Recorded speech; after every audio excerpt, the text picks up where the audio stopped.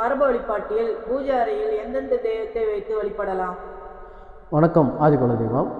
வீடுகளில் மரபு மார்க்கத்தை பொறுத்த வரைக்கும் குலதெய்வ வழிபாட்டின் அடிப்படையில் ஒவ்வொரு வீடும் அந்த வீட்டோடைய குலதெய்வமும் முன்னோர்களும் வசிக்கக்கூடிய இடம். அப்படி இருக்கிற பட்சத்தில் அவங்க வீட்டு பூஜை அறைகளில் எந்தெந்த தெய்வங்களை எந்தெந்த படங்களை வைத்து வழிபடலாம் அப்படின்னு பார்த்தா, வேத்து வெளி சம்மந்தப்பட்ட எந்த ஆற்றலுக்கும் வீடுகளில் அனுமதி இல்லை. எப்படி நமக்கு பழக்க வழக்கத்தில் இருக்கிறவங்கள நம்ம முத்தத்து வரலைக்கும் ரோடு வரலைக்கும் இன்னும் பேசுகிறோமோ, தெரிஞ்சவங்களை நம்மளுடைய வீடுகளுக்கு ஹாலில் வச்சு பேசுகிறோமோ, பூஜை அறைகளில் நம்ம மட்டும் போய் நம்ம குடும்பம் சார்ந்தவங்க மட்டும் வழிபடுறோமோ, அதேமாரி தான் ஒவ்வொரு வீட்டு பூஜை அறைகளையும் அவங்க வீட்டு முன்னோர்களும் குலதெய்வங்கள் மட்டும்தான் அங்கே இருக்கணும். வேறு எந்த தெய்வத்துக்கும் தேவதைக்கும் அங்கே இடம் இல்லை. அப்படி வர்ற பட்சத்தில் மூணாம் தரப்பு வழிபாடு உள்ளே வர்ற பட்சத்தில் அந்த குடும்பம் சீரழிக்கப்படுது.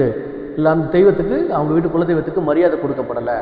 இப்போ எடுத்துக்காட்டாக இருக்கிறோம், ஒரு அம்மா இருக்கிறாங்க, அந்த அம்மா தான் அந்த குடும்பத்தில் வரவு செலவு. ஒன்று பக்கத்து வீட்டு அம்மாவை கொண்டாந்து நீங்கள் வர சொல்லி பார்த்துக்கன்னா அந்த வீட்டோட அம்மாவுக்கு எவ்வளோ கோபம் வரும், ஏற்றுக்க முடியாதுல்ல. இது என் வீடு, எப்படி நீ பக்கத்து வீட்டுக்காரி என் வீட்டில் வந்து வர சொல்ல பார்க்குறேங்கிற அந்த கோபம் வரும்ல. அதே மாதிரி தான் அந்த வீட்டு தெய்வங்கிறது குலதெய்வங்கிறது தலைமுறையாக வருது. அதுக்கு ஈடாக வேறு எந்த தெய்வத்தையும் அந்த பூஜை அறைகளை வைக்கக்கூடாது. அங்கே தேவையான பொருள்கள்னு பார்க்கும்போது இறையாற்றல்கிட்ட நம்ம என்னென்ன கேட்கணும், நம்ம உடம்பு ஆரோக்கியமாக இருக்கணும், நோய் இல்லாமல் இருக்கணும், நீண்ட நாள் உயிரோடு இருக்கணும், வினை இல்லாமல் இருக்கணும், இளமையாக இருக்கணும், கட்டுக்கோப்பாக இருக்கணும், நல்வினையாக இருக்கணும், பொருளாதாரத்தோடு இருக்கணும், அப்படின்னு குடும்பம் ஒற்றுமையாக இருக்கணும் அப்படின்றதுக்காக சில படங்களை வச்சுக்கலாம். அப்படி பார்க்க போனால் சிவ குடும்ப படங்களை வச்சுக்கலாம். குடும்பம் ஒற்றுமையாக இருக்கணும், வினை இல்லாமல் இருக்கணும், விநாயகர் படத்தை வச்சுக்கலாம். பொருளாதாரத்தோடு இருக்கணும், லட்சுமி படத்தை வச்சுக்கலாம். எப்பயும் கட்டுக்கோப்பாக இருக்கணும், நாராயண படத்தை வச்சுக்கலாம். எப்பயும் இளமையாக அழகாக இருக்கணும், ஆரோக்கியமாக இருக்கணும், முருகன் படத்தை வச்சுக்கலாம். இவ்வளோ தான் பூஜை அறைகளில். இல்லை கல்வி அறிவு ஞானம் வேணும்னா சரஸ்வதி அதாவது கலைமகள் படத்தை வச்சுக்கலாம். இதை பூஜை அறைகளை வைக்க வேண்டிய படங்கள்.